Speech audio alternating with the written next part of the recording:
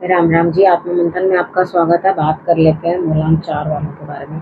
Spread क्या कहता है? अच्छा कहता है तो आगे बढ़ जाओ, नेगेटिव कहता है तो मैं हूं ना, आपको मोटिवेट कर रही हूँ, आपको समझा रही हूँ, आपको बता रही हूँ किस तरह से आपने आगे बढ़ना है।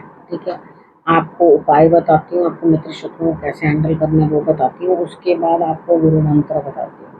गुरु मंत्र में आपको ये पता चल जाता है कि आखिर आपको करना ही क्या, what is the moral of the story, कि आपको इस वीक के लिए कौन सी ऐसी चाबी घुमानी है जिससे आपके काम जो है ठीक तरीके से बन जाए। ठीक है, अब आपने करना क्या है?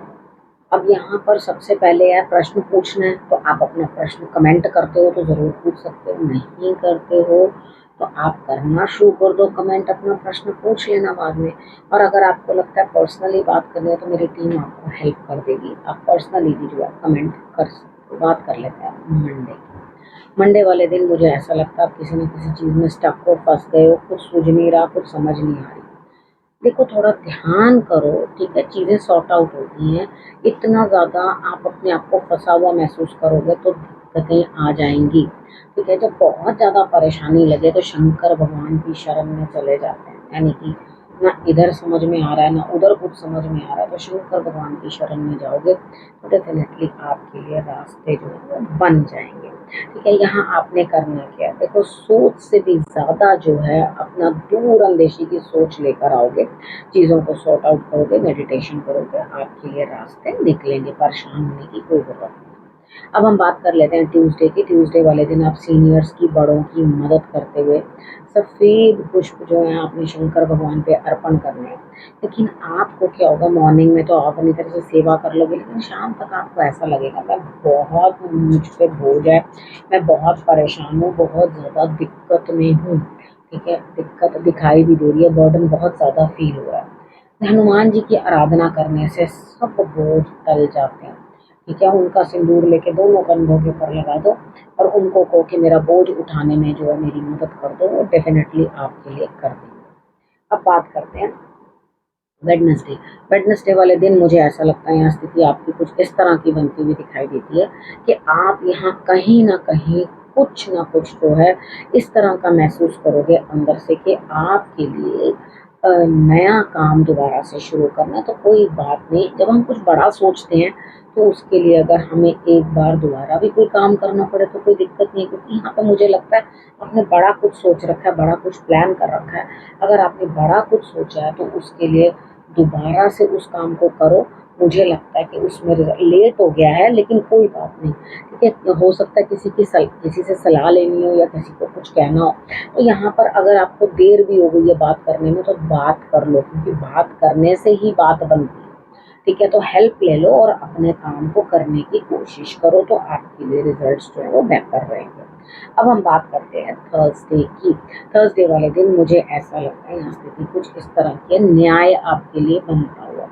यहाँ आपके लिए न्याय होगा, लेकिन उसके लिए आपको नई नई चीज़ों का अनुभव होगा। देखो, कई बार क्या होता है, हम लोग ये तो एक्सपेक्ट करते हैं कि परमात्मा हमारे साथ सब ठीक करना, क्योंकि हम ये चीज़ सोचते हैं कि हमने सबके साथ अच्छा ही किया, बट हम ज़रूर कुछ ना कुछ ऐसी गलती अपने जीवन में करते हैं, हम ये एज्यूम करते रहते हैं कि हम उस चीज़ के अंदर राइट हैं, लेकिन सामने वाले को जज करने की कोशिश करते रहते हैं ज़बरदस्ती की। जज उसको तराजू पे रखे ही रखते हैं, ना भाई तुमने ऐसा किया, ना भाई तुमने वैसे किया।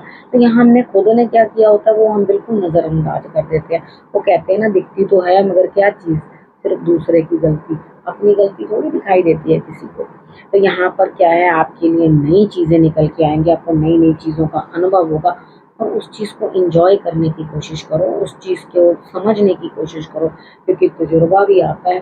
वो कहते हैं ना कि तभी तो समझ में आती है जब हम भुगत लेते हैं, जब चीज़ें सीख लेते हैं तभी तो पता चलता है। अब फ्राइडे की बात कर लेते हैं। फ्राइडे वाले दिन दिल टूटता हुआ आप क्या करोगे, यहाँ पे सिचुएशन के अंदर इस तरह से आओगे, इसने तो मेरे लिए ऐसे किया, उसने तो मेरे लिए ये कर दिया, उसने तो मुझे यूँ किया, उसने तो मुझे ऐसा किया।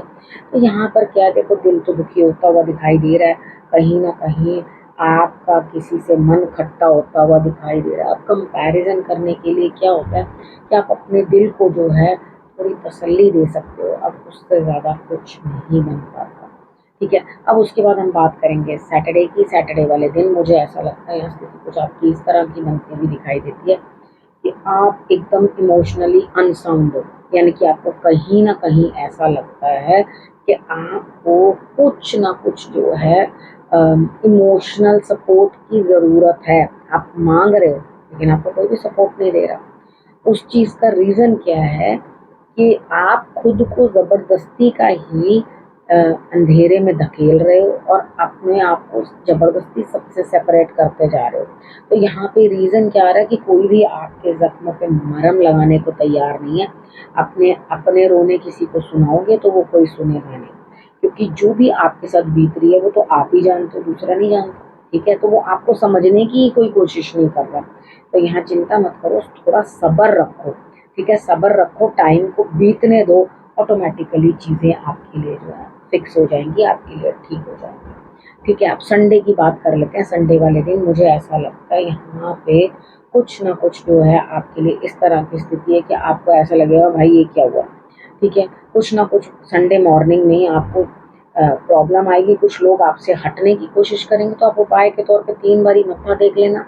ठीक है, और उसके बाद कुछ घर से बेकार चीज़ों को जो है निकाल के बाहर फेंकने की कोशिश करना। ठीक है, अपने कामों को पूर्ण करने की चेष्टा करना, कोशिश करना। अगर आप अपने कामों को पूरा नहीं करोगे तो आपको दिक्कत आएगी। ठीक है ना। अब यहाँ पर बात कर लेते हैं हम गुरु मंत्र की। देखो, कितने भी राज छुपाओ चीजें सामने आ जाती हैं, खुद को भी कई बार ये समझाना पड़ता है कि राज सभी नहीं खोल दिए जाते, क्योंकि सब लोग उतने अपने नहीं होते जिनके सामने हम सारी बातें खोल के रखते हैं। यहाँ आपका भेद जो है उजागर होता हुआ, पता चलता हुआ किसी को। अब यहाँ पे पुरानी बातों को ले लेकर अपने गले में जो है मुसीबत नहीं बांधनी है। पुरानी बात खत्म हो गई, जा चुकी, एंड हो गई। जब हम वहाँ जा नहीं सकते, पास्ट में घुस नहीं सकते, पास्ट में जाकर वो चीज़ों को करेक्ट नहीं कर सकते, तो हमें क्या ज़रूरत है ज़बरदस्ती का पास्ट में घुस के खुद को भी परेशान करने की और दूसरों को भी परेशान करने की। जितना पास्ट में घुसोगे, जितना ज़्यादा उस चीज़ में इन्वॉल्व होगे, उतना ज़्यादा ही परेशान होगे। मुझे यहाँ पर लगता है बहुत तेज़ी से चीज़ें आपकी तरफ आती हुई, जिन कामों को आपने करना है। और बुरा मत मानो, आपको अकेले ही सब कुछ मैनेज करना है। आपकी मदद करता हुआ कोई यहाँ दिखाई नहीं देता, या खुद की मदद खुद ही करनी है। ठीक है, समझ में आ गई आपको क्या करना है। अब आपने रखना है अपना और अपनों का बहुत अच्छे से ध्यान, और फिर से मेरे आने का करना है इंतजार। तब तक के लिए नमस्कार।